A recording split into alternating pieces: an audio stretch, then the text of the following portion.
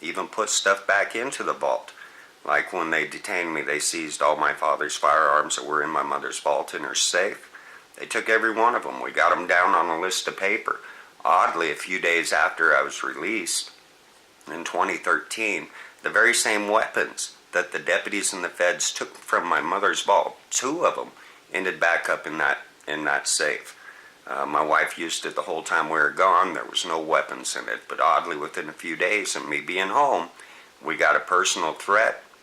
A couple of them pertaining to weapons on the property.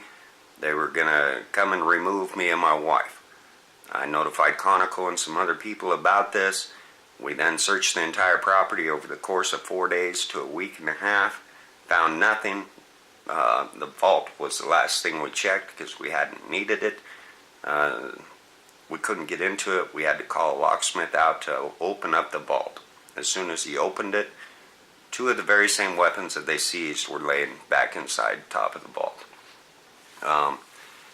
So these crimes have just never ceased to end. They tamper with our mail still to this day. We can send out a check to a corporation 4 or 5 times, or one of our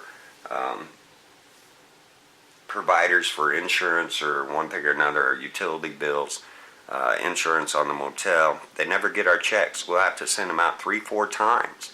We never get our old ones back, and it's always costing us.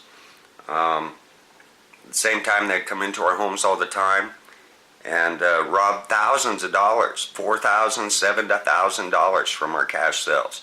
If we put it in the vault, it would come up missing out of the vault. We put it anywhere in the house, somewhere else where we thought it might be safe. Even with my mother inside the house, sitting in the living room, these people would come in, steal our monies. Nothing has stopped. Nothing has changed on that aspect. Clear up until the time we moved up here. But even since we moved up here, you look at any of my photos on there, I'm sorry, you can see these guys present. A lot of the other recordings, when they're coming into our homes, they're getting on our computers. You can hear them getting on the computers. They're bitching about all the photos that I'd taken of them. And these weren't cloak photos. These were their physical, real-life, person-to-person, face-to-face photos. Many of those have been deleted. I still have some of them. It's just really horrific. But anyway, I'm going to draw that to an end on this one clip. I had tons of them. The only recordings that actually come up missing from the time they detained me pertain to all the ones that I had, or most of them that I had with me and my wife and my mother there. And all of those pertain to torture, the full extents being described out, the screaming, the hollering, full definition of who was present and who was around that was committing these crimes. And again, the burns, all the pictures that I have pertaining to these issues, they took place while we were sleeping in our beds. We'd go to bed at night, we'd wake up in different places, or drowsy, or things askered. We still lived our life day to day best we could. I spoke out to protect my family, to try and get resolve and end to this, because they were harming us, injuring all of us. These were horrific events we just wish to do away of. But at the same time, the people need to understand from our side why we made these claims and allegations. I don't know of any other person that has lived through the horrors that we have. Tons of people were sent to violate us, and on top of that, commit more crimes against us. Have full list and everything.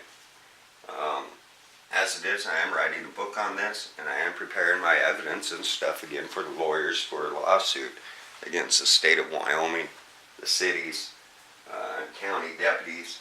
We also have recordings pertaining to these same events taking place with Mary and Jeff in our house. Cops go in, they search the place, they interrogate them. It sounds like they're drugging them, restraining them. They're asking them why they stole all of our money.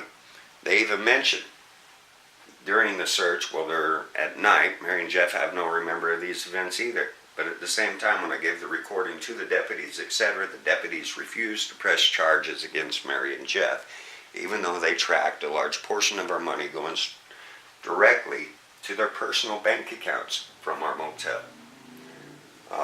These are serious issues. And it's cost my family deeply, horrifically deeply, on so many different levels. I thank you very much for your time. God bless you. And we'll go from there.